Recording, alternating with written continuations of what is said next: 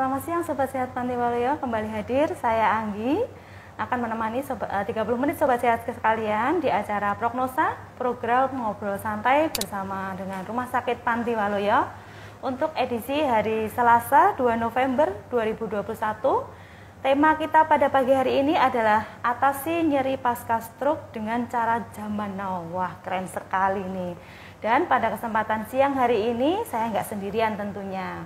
Saya sudah ditemani dengan dokter spesialis saraf Rumah Sakit Panti Waluyo Surakarta, Dr. Igor Hermando, MKes SPS. Selamat siang Dr. Igor. Selamat siang Mbak Anggi. Apa kabar nih dokter pagi siang hari ini? Kabar luar biasa. Terima kasih sekali sudah mau join kembali nih dok di acara prognosa kita hari ini. Dan untuk sobat sehat semuanya yang ada di rumah, saya nggak segan-segan nih mau mengingatkan sobat sehat untuk kembali ikut mengikuti di acara prognosa ini untuk menuliskan semua kolom komentarnya. Dan kita sebelum mengawali untuk pembicaraan prognosa pada siang hari ini, saya juga akan mengingatkan untuk sobat sehat semuanya untuk nggak perlu takut nih ke Rumah Sakit Panti Waluyo, karena Rumah Sakit Panti Waluyo itu sudah aman. Semua tenaga kesehatannya sudah divaksin COVID dosis 3 kali dan dengan melaksanakan protokol kesehatan yang ketat. Juga kami juga mengingatkan untuk sobat sehat semuanya untuk tetap melakukan protokol kesehatan dengan 5M. Memakai masker, mencuci tangan, menjaga jarak, menjauhi kerumunan, dan mengurangi mobilitas. Ya, meskipun untuk saat ini ya semuanya sudah mulai dibuka nih untuk tempat-tempat umum, tapi tetap ya protokol kesehatannya harus dilakukan dengan ketat. Juga kami mengajak untuk sobat sehat semua untuk mengunjungi di IGTV kami di @rspantiwaluyo_Surakarta dan YouTube channel kita di RS Panti Waluyo. Jangan lupa like, share, and subscribe. Oke. Untuk menyingkat waktu nih, kita akan langsung masuk ke materinya ya Dokter Igor ya. Sebenarnya stroke sendiri itu apa aja sih dok yang bisa menyebabkan orang itu bisa kena stroke gitu? Oh ya, terima kasih Mbak Anggi. Salam siang Sobat Sehat Panti Waluyo. Ini kan sebetulnya masih dalam rangka Hari Stroke Sedunia. Oke, tanggal berapa tuh dok hari 29 Oktober, jatuh kemarin Jumat ya. Yeah. Jadi memang stroke ini masih menjadi isu yang sering diangkat karena sebagian besar orang yang setelah terkena serangan stroke itu pasti ada hendaya, ada disabilitas. Si pasien seringkali tidak bisa menjalani aktivitas kehidupan seperti sebelum terkena stroke. Jadi apa toh itu stroke sebetulnya dulu ya? Iya betul. Jadi stroke itu sebetulnya suatu kumpulan gejala Mbak Anggi dan Sobat Sehat. Kumpulan gejala berupa defisit neurologis. Defisit neurologis itu maksudnya begini. Ada pelo, senyumnya merot, bicaranya cedal, kelemahan separuh anggota gerak, nyeri kepala, pusing vertigo, yang diakibatkan oleh gangguan pembuluh darah di otak. Khasnya adalah munculnya pasti mendadak. Tuh. Nah, kalau munculnya mendadak, deteksi dininya bagaimana dok? Gampang, yang bisa diingat itu disingkat segera ke RS. Segera ke RS. Se-nya itu senyum. Jadi pasien senyumnya tidak simetris. Mungkin biasanya senyumnya manis, karena nggak simetris dan nggak manis lagi. Asik. Manisnya karena berkurang ya? kurang separuh. Yeah. Terus yang kedua G. G itu gerak. Geraknya tentu berat separuh. Kanan atau kiri. Itu tangan, kaki. Iya, gitu ya? tangan kanan, kanan atau kaki kiri, kanan kiri. Ra, bicaranya cedal, pelo. Terus ke itu kebas. Kayak gerimis-gerimis. Baal. Gitu. Baal tapi separuh badan. Terus R itu apa namanya, rabun. Jadi ada sebagian kecil yang stroke yang pandangannya mendadak rabun, tidak jelas, blur, bahkan sampai tidak bisa melihat, mendadak. Itu di salah satu sisi atau di kedua sisi dokter? Bisa di satu, bisa di dua. Tapi biasanya separuh, satu mata ya, satu mata. Kemudian terakhir kan S. S itu adalah sakit kepala. Tapi sakit kepalanya, sakit kepala yang sangat hebat. Di seluruh kepala ya, atau mungkin di seluruh kepala bisa, separuh bisa, belakang. tergantung lokasi. Yang penting nyeri kepala itu sangat-sangat hebat. Jadi segera ke RS. Itu bisa diingat-ingat Sobat Sehat. Kalau ada amit-amit ya, teman, famili, saudara dekat yang kita lihat kok bicaranya pelu, mulutnya merah, terus ngeluh anggota gerak parunya berat lah, segera ke rumah sakit. Oke. Untuk stroke sendiri itu apakah kebanyakan menyerang untuk orang usia tua atau mungkin ada penyebab yang lainnya dokter, mungkin karena tensinya yang tinggi atau mungkin kolesterol seperti itu dok? Dulu memang orang stroke itu kan identik dengan usia lansia ya, 50 betul. Tahun ke atas. Tetapi akhir-akhir ini banyak juga loh orang stroke yang usianya masih muda, sekitar 30-40 tahun. Okay. Mungkin terkait dengan lifestyle, kemudian polusi yang semakin meningkat. Kalau faktor resiko itu kita harus bilang, kalau bahasa terjemahan gampangnya mungkin seperti bibit ya. Okay. Orang sudah punya bakat atau bibit, itu ada beberapa hal, bisa tensi tinggi, kemudian kadar gula darah tinggi atau diabetes, kemudian kolesterol yang tinggi. Okay. Jika sobat sehat atau saudara, famili, teman punya salah satu atau mungkin ketiga-tiganya, harus segera ke dokter. Untuk mendapatkan konsultasi, mungkin bisa merubah gaya hidup yang belum benar agar tensinya normal, gulanya oke, dan kolesterolnya nggak tinggi. Kalau ketiga bibit ini bisa dikendalikan, ya stroke-nya akan jauh-jauh. Dan tentunya juga jangan lupa ya dok, untuk deteksi dini tadi ya, segera ke RS. Okay. Gampang diingat-ingat. Iya betul. Kemudian untuk pasien-pasien nih dok yang sudah pernah mengalami stroke atau pasca serangan itu biasanya ada keluhan-keluhan yang muncul gitu loh nggak sih dok, selama dia setelah serangannya itu? Oke, jadi stroke itu ada masa akut ya, masa awal ya. Seperti sobat sehat tahu, ada 2 stroke yang sudah banyak orang awam tahu ya, stroke sumbatan dan stroke perdarahan. Dimana kalau sumbatan ya ada plak di pembuluh darah otak, itu biasanya 1 minggu masa akutnya. Masa opnamnya biasanya 1 minggu. Nah setelah itu bisa dikatakan itu pasca stroke. Nah, begitu juga kalau stroke perdarahan, tapi kalau stroke perdarahan biasanya 2-3 minggu. Setelah itu pasca stroke. Lah kadang-kadang ada problem-problem yang masih ada berupa gejala sisa ya, sekuel yang diidap oleh pasien-pasien pasca stroke. Seperti kekakuan anggota gerak yang separuh, yang lemah itu juga mengalami kekakuan, terus digerakkan itu nyeri, bahkan disentuh aja terasa nyeri, kesemutan, itu kan tidak nyaman. Seringkali kalau mengidap seperti itu, pasien menjadi malas untuk fisioterapi, malas untuk latihan, karena digerakkannya sakit, baru diginiin aja, baunya sakit. Nah, kalau tidak dilatih, itu juga akan memperlama masa penyembuhannya, menjadi semakin lama lagi lah. Rasa nyeri dan kakulah ini yang juga harus diperhatikan dan diatasi, ditanggulangi. Itu biasanya memang nyerinya paling sering muncul di anggota gerak yang lemah ya dok? Biasanya sih bahu, yang kita mungkin bisa sebut sebagai frozen shoulder kalau sobat paham tahu. Jadi pasien baru, kita kan bisa segini ya, kadang-kadang pasien baru segini aja sudah kaku, sakit gitu kan. Digerak aja sakit, gimana mau latihan, dia nggak mau. Kemudian untuk cara mengatasi nyeri itu sendiri gimana sih dok untuk pasien-pasien yang pasca stroke? Nah ini yang menarik, ini kan cara mengatasi nyeri zaman now yang kekinian ya. Jadi seperti sobat sehat tahu kan, seringkali orang dengan penyandang stroke itu kan juga penyakit penyertanya juga banyak ya. Ada tensi tinggi, ada gula darah, diabetes, kolesterol, dan itu masing-masing sudah banyak obatnya. Kadang-kadang jika kita nambahin obat lagi, pasien akan tanya, ini nanti minumnya aja bingung ini dok. Biasanya ada juga yang ketakutan ya. Terus pasien punya predisposisi riwayat MA atau ginjalnya sudah tidak optimal. Kalau kita tambah anti nyeri kan akan memperberat. Lah ini ada di Panti Waluyo, kami di Poli Saraf itu mengembangkan satu metode yang dinamakan dry needling. Apa itu dok? Dry needling itu kan katanya dry dan kata kedua needling. Dry itu kan kering, terus yang needle itu kan jarum. Berarti jarum kering, istilah gampang harfiahnya jarum kering. Tapi sebetulnya jangan takut dulu, jarum ditusuk udah sakit kok ditusuk ya tambah sakit no dok. Enggak, ini jarumnya tipis berupa jarum Filaform namanya.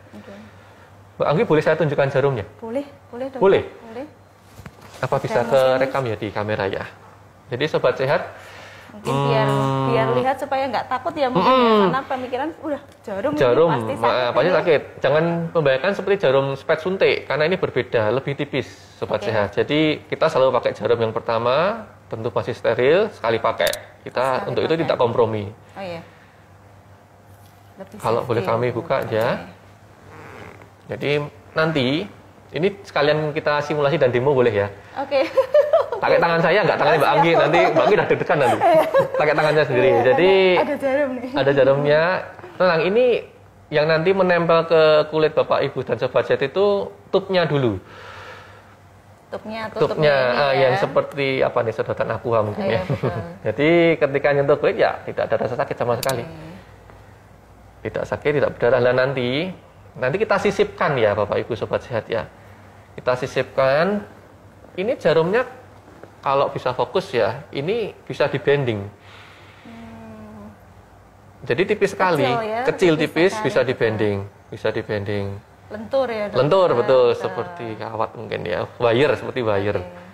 Nah kalau diperbesar di bawah mikroskop, katanya ujungnya ini juga tidak lancip sehingga tidak melukai kulit dan seringkali memang kalau ditusuk tidak berdarah. Beda dengan jarum suntik. Ya, jadi nanti titik tangkapnya itu kita tusuk atau kita sisipkan di bawah kulit di anggota gerak yang sakit. Namanya trigger point ya. Misalkan di bahu ya kita sisipkan di sini. Terus kok bisa sembuh? Apakah ada obatnya, Dok? Nggak ada, karena kan kering. Tidak ada obat, malah itu keunggulannya sehingga tidak ada efek samping, tidak ada interaksi dengan obat-obat yang sudah diminum. Langsung ke pusat nyerinya yang nantinya akan mengurangi nyeri signifikan. Dan kalau ototnya itu terkena jarum, ototnya jadi rileks sehingga fungsi gerak sendi pun akan meningkat secara signifikan. Seperti itu. Untuk pelaksanaan brainy drill ini sendiri, apakah sekali langsung bisa ada efeknya atau mungkin harus bertahap beberapa kali, Dokter? Iya, tergantung derajat dari keparahan struknya. Kalau masih ringan, itu bisa sekali. Cuman dari pengalaman kali mungkin butuh beberapa, 3 kali. 3 kali ya? 3 kali. Minimal ya, Dokter? 3 kali minimal, ya. Oke, ini sepertinya sudah ada kolom komentar yang masuk nih dari Arinda Wedinia. Apakah pasca stroke bisa pulih untuk gerakan motoriknya, Dokter? Oke, ini juga banyak ditanyakan. Dok, setelah stroke itu bisa sembuh enggak toh sebenarnya? Iya, dan sembuhnya itu apakah 100% atau mungkin ada gejala sisanya? Itu tergantung sejak awal, Mbak Anggi.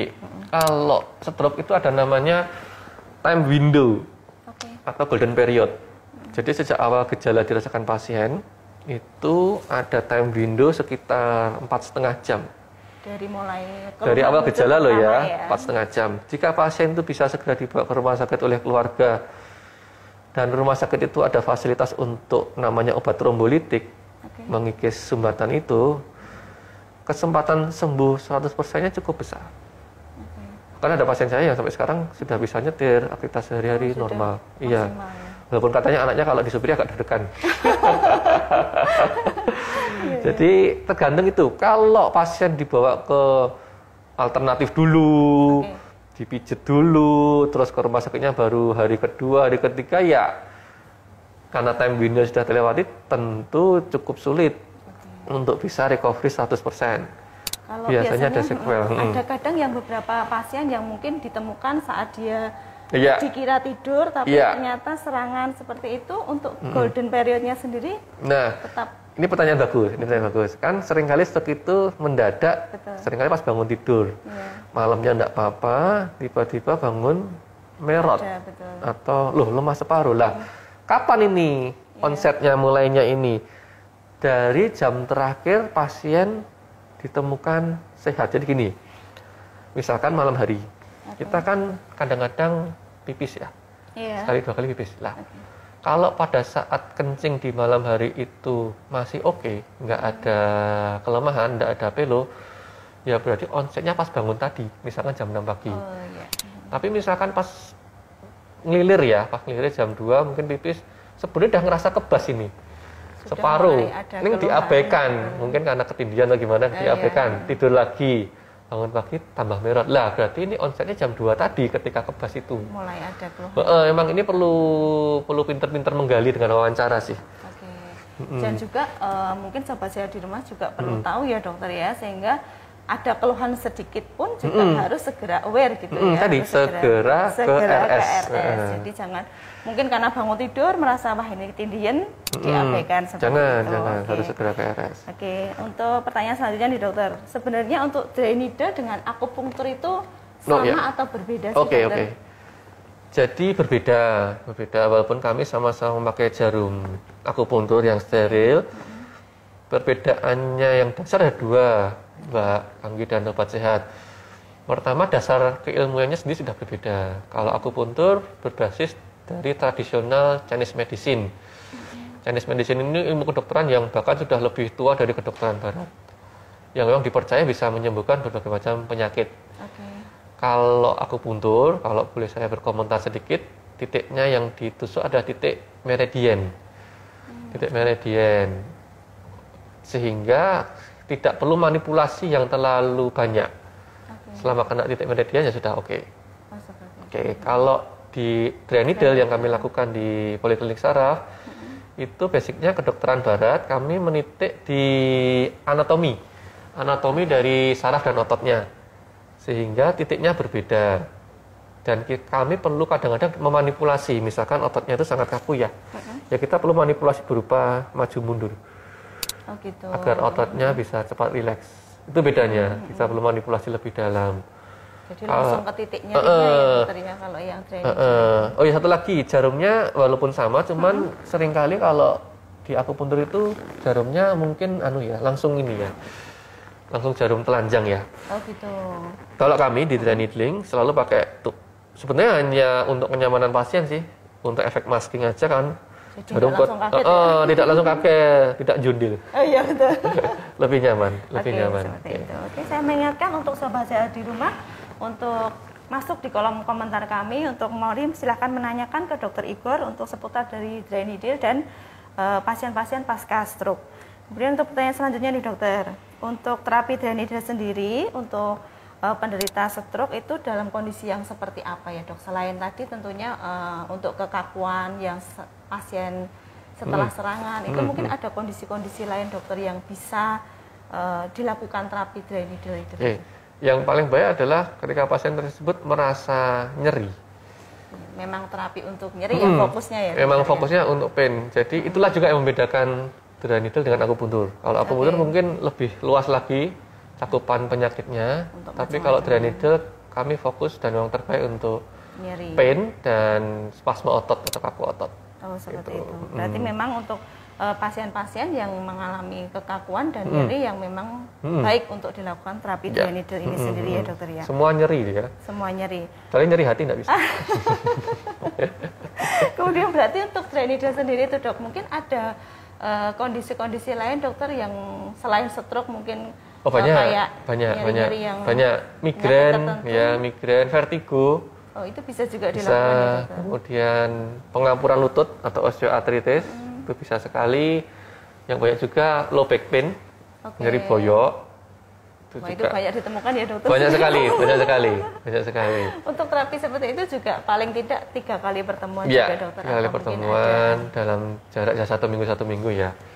Itu bisa meminimalkan konsumsi obat, Mbak Anggi. Biasanya kan sudah kemana-mana ke dokter A, B, C, tambah obat ini, udah pasien bawa 1 kresek obat. Sepanjang ya.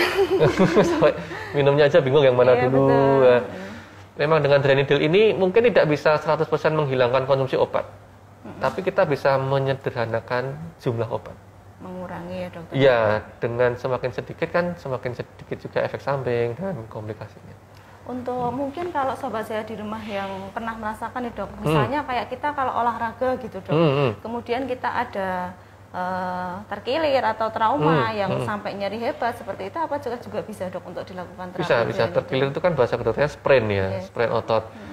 Ya inilah malah ini yang terbaiknya karena kita langsung ke otot yang kaku. Kalau otot kaku tuh bahasa Jawanya apa Mbak Anggi? Merengkel ya? Merengkel ya betul.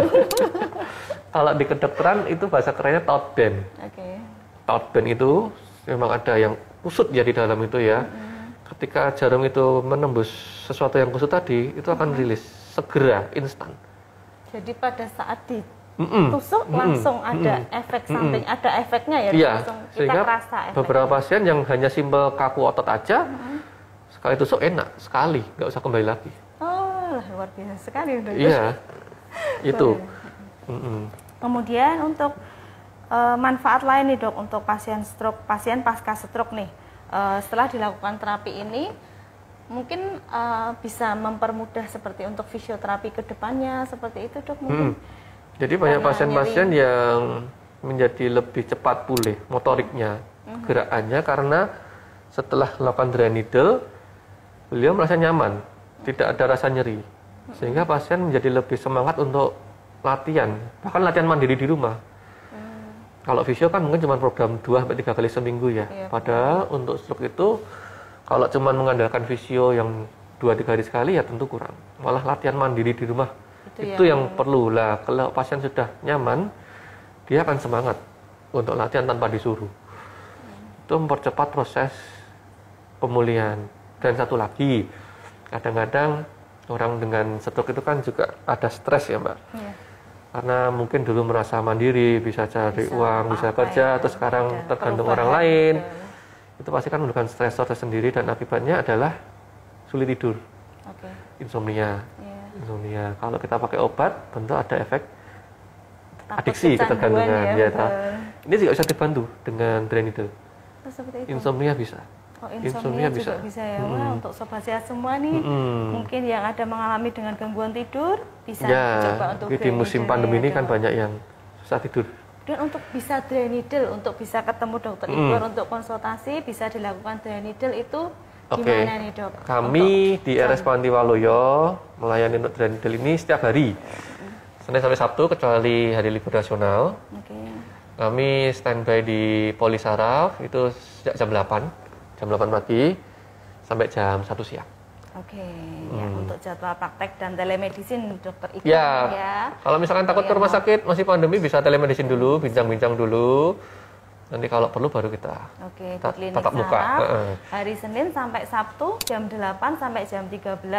Untuk informasi bisa menghubungi di telepon 0271 712 077 extension 0 atau 1000, WA, Telegram, SMS di nomor 081 5671 7076. Nah, untuk ada yang menggelitik nih dok tadi, untuk yang pasien insomnia itu dok, untuk terapi dry needle itu apakah sekali atau mungkin perlu ada khusus, jadi perlu diulang seperti kalau itu? pengalaman kami perlu pengulangan, biasanya kan ada derajat ringan, sedang dan berat ya Mbak. Kalau yang biasanya kalau yang sudah ke dokter itu kan yang sudah derajat sedang dan berat, itu biasanya perlu 3 kali. 3 kali ya minimal. Untuk itu langsung misalnya seminggu sekali ya, atau 3 hari berturut-turut. Sebetulnya untuk dry needle ini pakemnya itu setelah misalkan dari selasa ini tusuk ya, itu harus dijarak minimal 3 hari. Sebetulnya untuk mengurangi soreness atau jarum. Habis ditusuk kadang-kadang jarum. Nah, misalkan hari Selasa ditusuk, mungkin merasa enak ya, dok besok kita tusuk lagi. Sebetulnya tidak bahaya, cuman nanti jadi tidak nyaman karena jarum. Jarumnya belum hilang. Belum hilang kalau ditusuk lagi ya. Bukan karena ada efek samping, enggak, karena jarumnya belum hilang, ditusuk lagi tuh jadi jarum kuadrat nanti. Jadi ada di jeda 3 hari minimal 3 hari. Ya, atau gampangnya seminggu lah. Untuk mengurangi jarum di awalnya. Iya, tapi kalau baru tusuk pertama kali biasanya agak jarum yang biasanya akan hilang sendiri nanti. Oh gitu. Untuk terapi dry needle sendiri itu ada batasan usia gitu nggak sih dok, untuk usia tertentu? Jadi ini terkait dengan siapa yang boleh dan siapa yang tidak boleh ya. Kalau teorinya memang ada 3 kategori yang tidak boleh kita lakukan dry needle. Pertama, pasien dengan epilepsi. Itu tidak boleh karena takutnya waktu ditusuk ada rasa tegang terus jadi kejang. Itu tidak boleh. Pasien epilepsi, pasien ayan tidak boleh. Pasien hamil, ibu hamil itu tidak boleh karena bisa menimbulkan kontraksi otot, takutnya malah ya jadi malah saya meminta mengejar nanti malahnya. Ibu hamil tidak boleh. Kemudian yang terakhir pasien dengan keganasan atau kanker. Keganasan juga enggak ya bisa, jadi kalau kita cermati kan tidak ada usia. Jadi, iya betul. Boleh, tua ya boleh. Penyakit tertentu ya dokter? Ya, Tidak ya boleh, tadi, tiga tadi. Kemudian untuk sakit kepala nih dokter tadi yang tadi ada pertanyaan ya. Dibahas ya, untuk pertanyaan kalau dari pasien pusing di kepala, pakai Drainide juga ditusuk di kepala kan dok? Iya, menggelitik nih pertanyaannya. Iya betul, karena kan langsung di tempat nyerinya kan. Jadi begini, kita ini ya kepala itu kan ada struktur anatominya. Tentu tulang tengkorak, kemudian otot, kulit. Ya kalau nyeri kepala memang ditusuk di kepala. Wah, tusuk kepala ini nembus ke otak, enggak. Yang kita butuhkan adalah stimulasi di otot. Karena sebetulnya sebagian besar nyeri kepala itu ada kontribusi dari ketegangan otot. Pusing di sini gitu kan. Dipijiti enak ini lah, berarti ini ototnya tegang sebetulnya. Kalau ditusuk rilis enak. Relax. Juga yang nyeri di tengkuk itu. Nah, ini pertanyaan berikutnya ini. Oh iya betul. Cintanya dok, pos cerebral palsy sering timbul nyeri di tengkuk. Nyeri di tengkuk ya. Nah ini kalau di tengkuk. Akibat pos cerebral palsy ya, 2020. Iya ini Anissa_ANS_26 nih dok. Iya, jadi nanti ini di tengkuk itu tidak ditusuk langsung nembus ke tengkuk gitu enggak, terus nanti tenggoroknya gimana enggak. Jadi kita sisipkan Mbak Anissa. Kita sisipkan di bawah kulit. Kalau misalkan ini tengkuknya pasien ya. Kita tuh modelnya gini kok. Jadi nggak gini. Oh iya betul. Menyusur di bawah kulit aja gitu. Jadi relatif tidak sakit. Oh berarti untuk pasien yang post cerebral palsy yang mungkin masih ada keluhan nyeri juga bisa ya dok ya bisa, dengan terapi Drainide ini. Tidak menyembuhkan cerebral palsinya, tapi membantu kalau ada kaku ototnya loh ya. Kaku ototnya, oke ya betul. Ini ada lagi nih dok pertanyaan dari Nimas_baby spa. Untuk terapi Drainide berapa nih dok biayanya dok? Untuk rupiahnya kok saya malah enggak apa lagi ya. Mungkin bisa nanti WA ke informasi RSPW tadi ya. Ya betul, bisa WA ke Rumah Sakit Mantiwaloyo untuk informasi lebih lanjut. Ya seperti itu. Mungkin nanti ada lagi yang mau di pertanyaannya. Oh ini untuk informasi harga nih dok untuk terapi Drainide itu di 230.000 dok untuk sekali tindakan ya dok ya ini. Dan ini sudah include untuk biaya needle-nya ya. Jadi tidak ada tambahan biaya needle lagi. Jadi ini sudah segini ya biayanya. Sudah include. Kemudian dokter untuk terapi Drainide itu apakah nanti ada efek sampingnya gitu nggak sih dok untuk mungkin sobat saya di rumah yang dulu kita kadang-kadang pernah nggak kita pakai jarum yang habis dipakai terus disterilkan terus dipakai lagi dulu loh. Itu kadang-kadang ada efek samping infeksi. Makanya sekarang kita sangat strict tanpa kompromi. Kalau nggak ada jarum baru ya nggak usah dilakukan. Oh gitu. Ya. Jadi memang benar-benar harus jarum baru. Jarum baru dan sekali pakai ya dokter. Sekali pakai buang. Karena kalau kita ulang, walaupun sudah disterilkan, tetap ada risiko infeksi yang menghantui. Ada pertanyaan lagi nih dok dari Rani.Sukmawati 0802. Kalau di dalam mata rasanya nyeri bisa ditusuk Drainide tidak dokter Igor? Karena jadi pusing. Ini mata berarti ya. Kalau saran saya, karena ini mata, ada baiknya Mbak Rani ini ke dokter spesialis mata dulu. Untuk menyingkirkan penyakit-penyakit mata. Kan banyak itu misalkan glaukoma, apakah katarak, dan lain sebagainya. Jika dokter mata dan dari pemeriksaan dengan alatnya dokter mata nanti menyatakan bahwa ini matanya oke. Lah berarti kok nyeri lah, berarti ada struktur di sekitar bola mata yang tidak beres. Kalau di polisaraf memang beberapa kali mendapat itu otot namanya orbitalis ya. Tegang. Mungkin karena kacamatanya sudah lama nggak dikir. Atau sekarang musim pandemi, anak-anak online, banyak screen time-nya ya berjam-jam, 2-3-4 jam screen time-nya. Jadi matanya lelah. Sininya kenceng. Bisa juga ya. Sangat baik.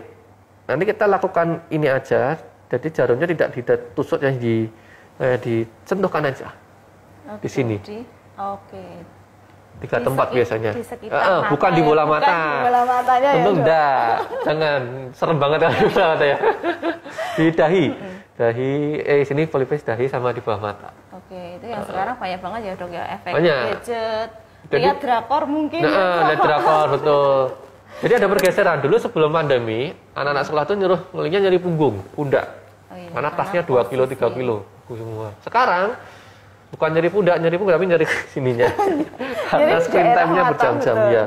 Apalagi kalau gadgetnya kecil. Pakai HP tambah akomodasi terus jadi kenceng. Kalau drakor itu saya, Dokter. Mungkin Dapat kalau ditusuk. saya lelah perlu ditusuk ya, Dokter. Untuk pasien-pasien yang pasca operasi, Dokter, mungkin bisa juga dapat nyeri pasca operasi. Oke, ini pertanyaan menarik.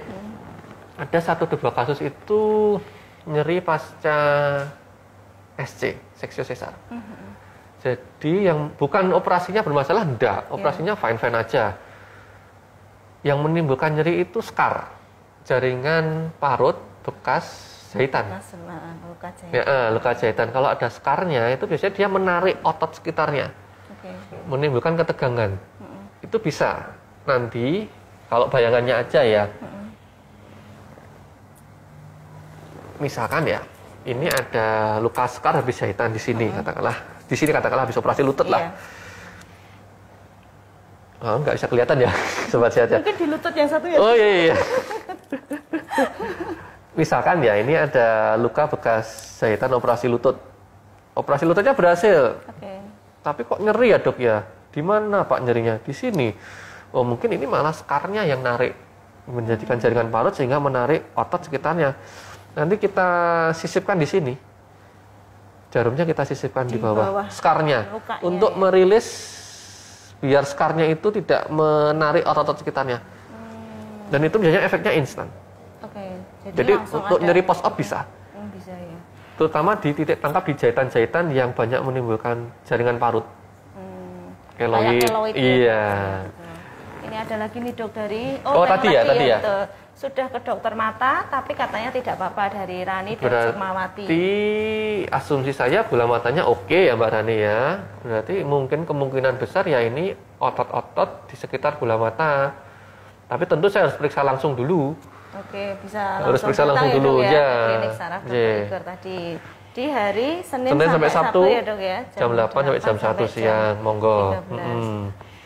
Nah, untuk informasi lebih lanjutnya bisa ditelepon di 0271 712 077 extension 0 atau 1000, atau di WA, Telegram, SMS Rumah Sakit Panteoleo di 081 567 17076. Seperti itu. Mungkin ada lagi, Dokter, yang mau disampaikan untuk terapi drainase yang mungkin untuk orang-orang yang trauma dengan jarum, Dokter. Trauma dengan jarum. Ya. Sebagian besar orang pasti takut jarum. Iya, mau divaksin aja stres. Iya, betul. Biasanya saya tidak memaksa. Kalau dipaksa kadang-kadang malah pingsan. Jadi malah repot. Jadi tentu saya biasanya demo dulu. Seperti tadi saya tunjukkan dulu jarumnya. Yang kecil ya. Saya suruh pasien untuk megang. Karena ini sebetulnya kalau kita sebut jarum juga kurang pas ya. Karena jarum biasanya identik dengan yang kaku ya. Ini lebih ke arah filamen atau filiform ya. Karena Sobat Sehat bisa lihat sendiri, ini bisa di-bending sampai 180 derajat. Sudah lentur kayak penari balet ya, Sudah lentur dan tidak langsung nembus kulit, kan ada efek masking dari tubnya. Yang dulu mungkin ya, Bapak Ibu kalau ingat, kalau mau disuntik, kadang-kadang kan dokter nyubit cek pantat sebelahnya baru disuntik. Untuk menimbulkan masking efek seperti pengalihnya ya. Ya ini seperti itu. Jadi relatif nyaman kok. Harus dicoba dulu mungkin. Langsung datang ke klinik Dr. Igor. Terima kasih sekali, Dokter. Dengan senang hati. Yang ini dan informasinya tentang dry needle dan stroke sendiri ya, Dokter ya. Dengan senang hati. Baik, Sobat Sehat semuanya, kami mengucapkan terima kasih untuk atensi semua Sobat Sehat. Kita akan berjumpa lagi di acara prognosa yang selanjutnya. Selamat siang, sampai jumpa.